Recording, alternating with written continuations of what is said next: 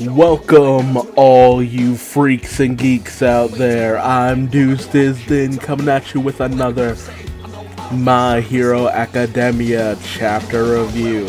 This time it's chapter 219 titled Go Sliding Go, where we see that All Might is on crowd control as Todoroki and Bakugo continue to fight the what should we even call these guys? The carbonated villains? I guess so. Who are using their leader's advanced carbonation manipulation abilities in order to, slide across the town and steal the various belongings of people on the streets. And the leader even laments the fact that they had been planning for about a month to choose out, a holiday season when not too many heroes would be around, in a route where not too many heroes would be patrolling and all that good stuff. And that's kind of the thing about a, patrol routes, for heroes especially, is that, any kind of criminal can get around that if with enough time and planning. Going on a random, jaunt, if it were, that will get you caught. But planning, time, effort, that gets around any form of law enforcement. And that's why, you have the vigilantes in this world who, go through things that not too many heroes might notice on the offset because there's no hero around at the moment. But I love Bakugo's claim to this. It's just like, dude, get a job! So they're coming in ready to take this guy down. He's flaunting this gear that better allows him to manipulate his carbonation abilities. And they are ready to all throw down as the various villains go running at our heroes. But Bakugo handles them readily, causing a series of explosions all across their faces in a veritable instant. And this comes from their training. They were taught how to handle crowds and, outnumbered situations, how to, keep a calm head in the face of adversity. Whereas these guys, they're, even if they have planning, they're still petty criminals with no training whatsoever. So Bakugo goes in, guns blazing, but the other guy retaliates easily, sending out several streams, very slicing streams of carbonated water. So that shows just how capable he is with his power. It's just like, because he's sending out these jets of carbonated water that are actually able to slice through steel. And one of the passerbys is, sneaking past All Might, trying to get a better picture and stuff. And All Might notices that one of the light posts, was actually sliced by the villain's attack and is coming down on her. And he goes in to rescue her, but Bakugo sees this as well and blasts the light out of the way. And he tells the woman, like, if you want to go die, do it somewhere else. Dumbass. And, Todoroki decides to end it right there and then by, superheating the water around the guy, turning it all, warm, and because, you can't really carbonate heated water, he is no longer able to have control over it. So that brings the battle pretty much to a, decisive end. And, one of the local heroes finally shows up named Sliding Go, which is the name of the chapter, and he has no real bearing on this chapter as a whole, which is what got me, because I'm just like, man, why did you name the chapter after this guy? And he has this weird head movement thing, but he notes the fact that, Bakugo and Todoroki actually did a fairly good job keeping things contained, keeping bystanders safe, and we also learned that Bakugo, at some point, managed to nab all of the possessions from the villains before he charred them all to a crisp. And Sliding goes just like, oh, I can't believe this. You guys are definitely top tier heroes in the making. But they also then notice that the equipment from the villain just kind of seems to self-destruct. And Sliding Go, claims that this is because of inferior black market craftsmanship. But last chapter tells us better.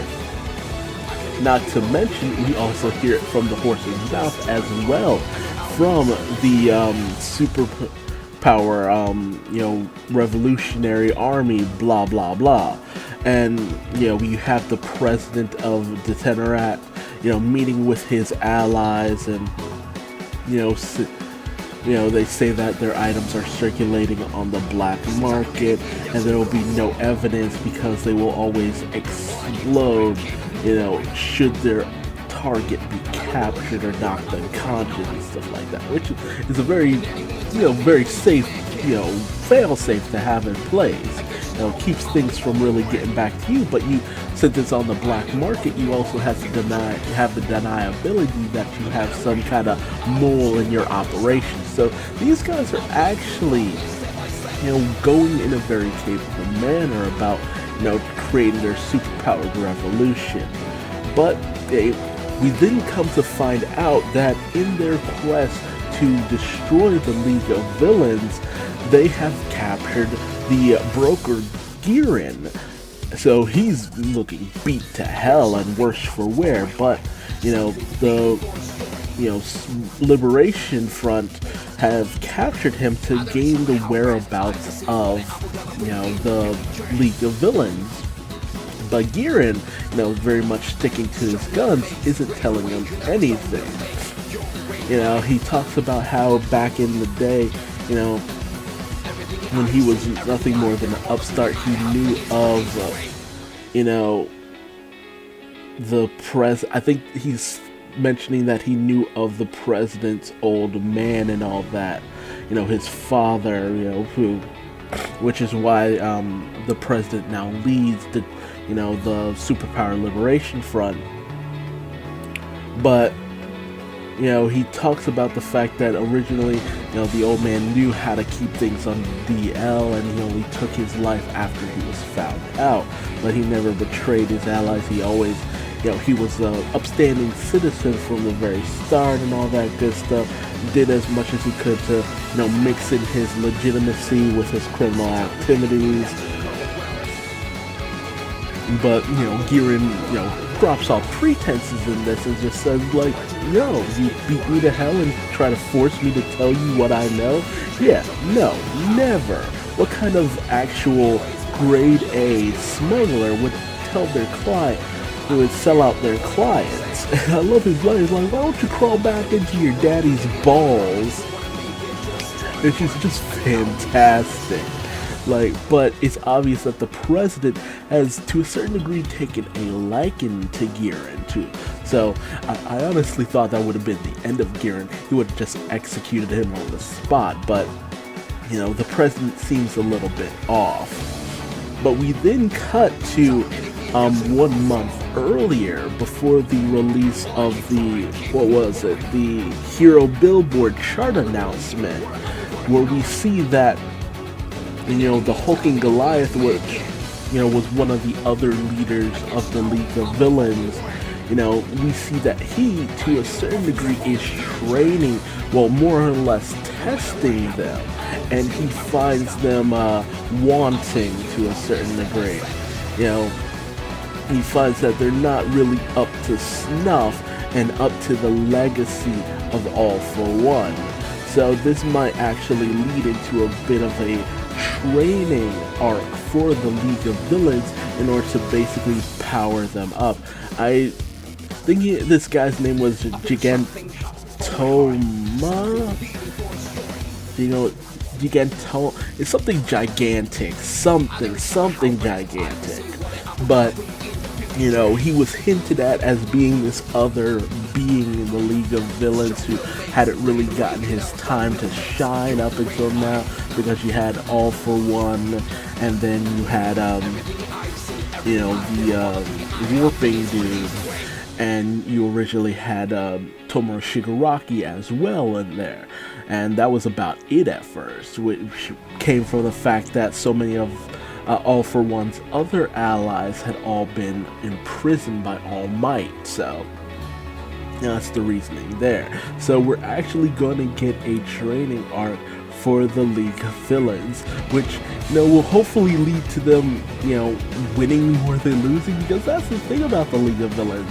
They really do lose a lot, but, all villains do that, but the real memorable villains have their times to really show what they're capable of and really unleash holy hell upon our heroes. But we'll just have to see what the Liberation Front is actually trying to do and get underway. We'll have to see, how their black market goods end up, affecting the tide of things. And this would be a great arc for Hatsume. Support items and all that good stuff like that just screams Hatsume. Hell, this would be a great arc to introduce Melissa Shield into the manga as well, if, Horikoshi were to choose to go that route as well, which would be pretty interesting. I know she got like a little bit of a fan base when the movie came out, so that's always something you could see. So, it really makes you wonder where we could go from here on out. There's a world of possibilities, and that's always the fun thing, when, it's great to follow your main character, but when the world has so much going on as well, that's the mark of a great series too. When the world itself just feels like a character and there are always moving parts outside of what the hero does, the main character does. But that's all for this episode. Tell me your thoughts in the comment section below on what you think will happen within the coming chapters in the story arc as a whole. And hey, how about subscribing, because I'll definitely be bringing you more chapter reviews of My Hero Academia. But as always, stay awesome and don't leave the giant man saddened by your lack of presence. But until then, I will see you in the next video. Goodbye.